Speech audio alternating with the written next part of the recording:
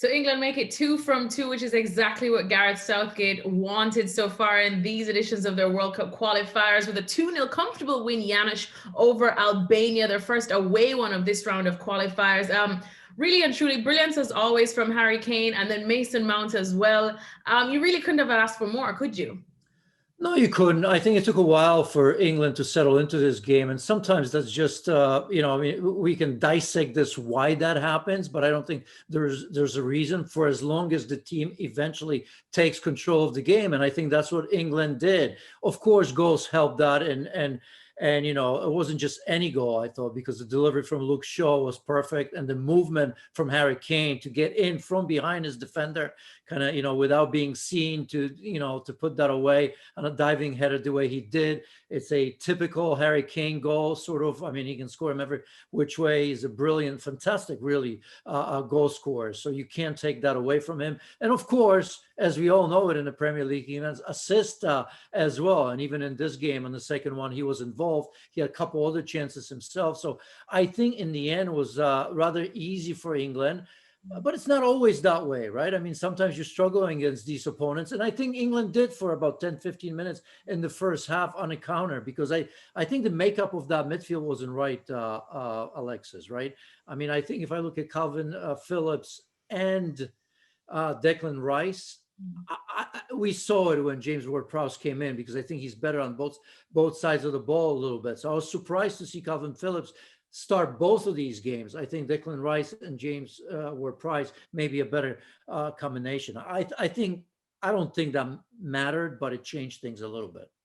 Well, I suppose that's a good headache for Gareth Southgate to have. As we were talking about France earlier on, England seem to be really spoilt for choice now as well, especially with a young talent. You want to give them some time though, Janusz, but looking at these two games, you can only beat who's in front of you. But how much of it is England are really onto something special here that we may see in the Euros this summer, and how much of it is hang on, it was only San Marino, with the most respect, as well as Albania today? Well, I think it's both. On one hand, you say 2 games we're supposed to win. Now, of course, next week comes in Poland, which will be the most difficult game you'd like to think, or not just out of these 3, but in general, most difficult opponent when you look at Robert Lewandowski against Harry Kane and all of that stuff. So that's going to be important. But I think, you can and you should get excited about this group. I mean, absolutely, because, let's not forget that, in these 2 games, you still don't have Jack Grealish, Jordan Henderson. Who knows if he's going to be ready or not? Jadon Sancho is not available for these matches. Marcus Rashford, Bukayo Saka, Trent Alexander-Arnold not picked because he's not in form. So you look at these names, they're absent from these 3 games, and you say to yourself, yeah, there is a selection heading. And you also can say, and we've been saying that there's a little bit of a golden generation there. But we've said that about Belgium as well. And although it's great, they haven't won anything. So that's where you have to kind of, walk the fence a little bit in terms of not getting too excited, but understanding that you have a very good and very deep squad of players that when you go to European Championship, you should be excited.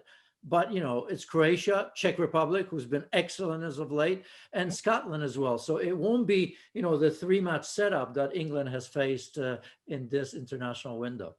And with that said, I mean, of course, we know Poland is coming up next. That's the country of your birth. You know them very well inside out. What kind of challenge are you expecting them to pose this England squad? What should Gareth Southgate be probably wary of come next week?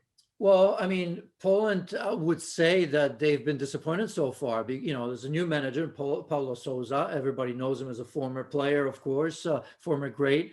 There's a new system with 3 in the back, which is new. We don't know if that's what we're going to see at Wembley, but Poland were losing 2-0 and 3-2 late in the second half to Hungary. Of course, who else? Robert Lewandowski stepping in and saving a point, which is important. They're just about ready to kick off against Andorra, which you'd expect them to get all 3 points. So that game was always important to Poland, but even more so now after dropping points in Hungary. So, it's a quality side with not just Robert Lewandowski, but players like Piotr Zielinski from Napoli. And of course, a number of players that apply their trade in Serie A as well. So I think it's going to be a team that's going to play their 3rd game with a new manager under a new system. So by then they would have gotten used to that as well. So it's it's going to be more difficult than what England had to face.